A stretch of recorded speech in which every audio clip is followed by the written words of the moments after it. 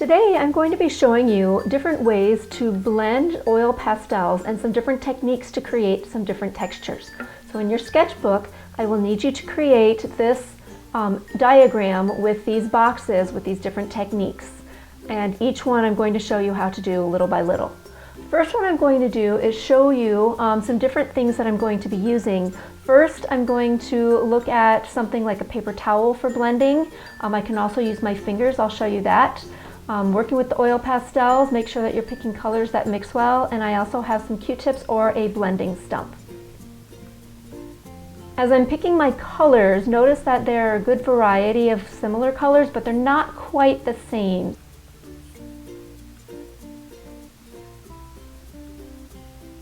This first technique is I'm really just blending it with my fingers, so I'm creating a combination of colors from the blues to the green to the yellow and a little bit of white, and then I'm just going to use my finger to rub and smear it all together. This way I can control the pressure a little bit better, but it does get a little bit messy, so be aware of that. My second technique is working with smearing it with a paper towel. Same thing, I'm laying down my colors from the blue, the green, the yellow, a little white. And this time I'm going to fold up a paper towel and I'm going to smear it around.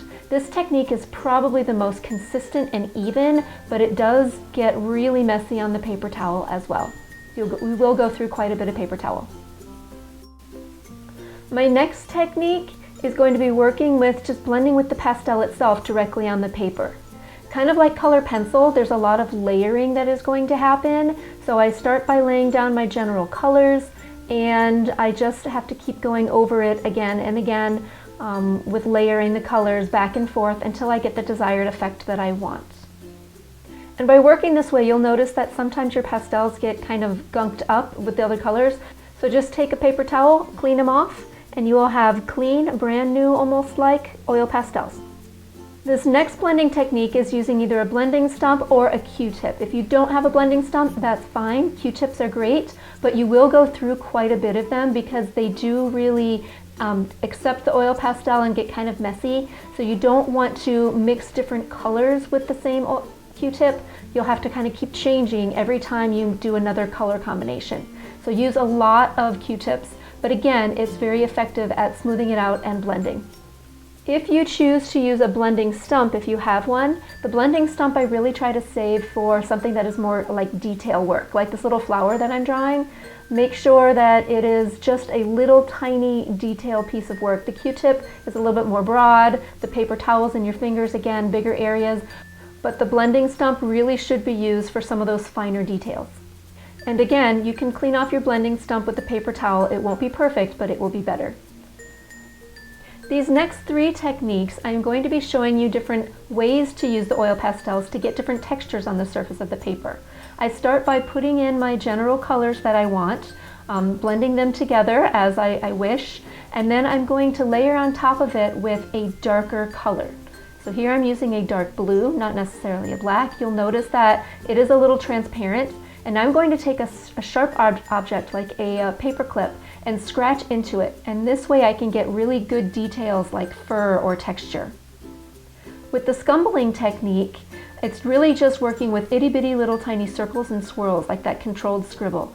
Similar to that layering technique like color pencil, I'm working with my different colors, again scribbling back and forth and just adding on top of each other the different color combinations that I want. This is going to take some time. It's kind of like blending with the oil pastel itself, but I'm just not doing it in a smooth fashion. I'm just doing a whole bunch of itty bitty little circles or itty bitty little scribbles.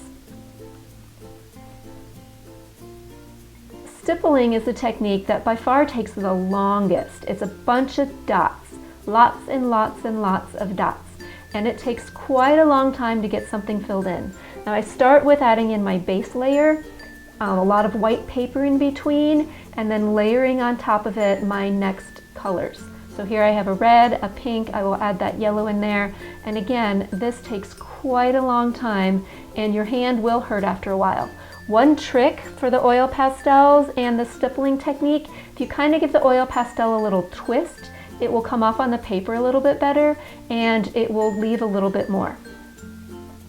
Since I have quite a bit of white paper showing through here after my layering, I am going to go back with a white oil pastel to help fill in some of those extra spaces. Now the white of the paper is part of something that's there, but adding this white technique in between helps fill in the gaps so I don't have the white paper showing, and it makes it more consistent and even.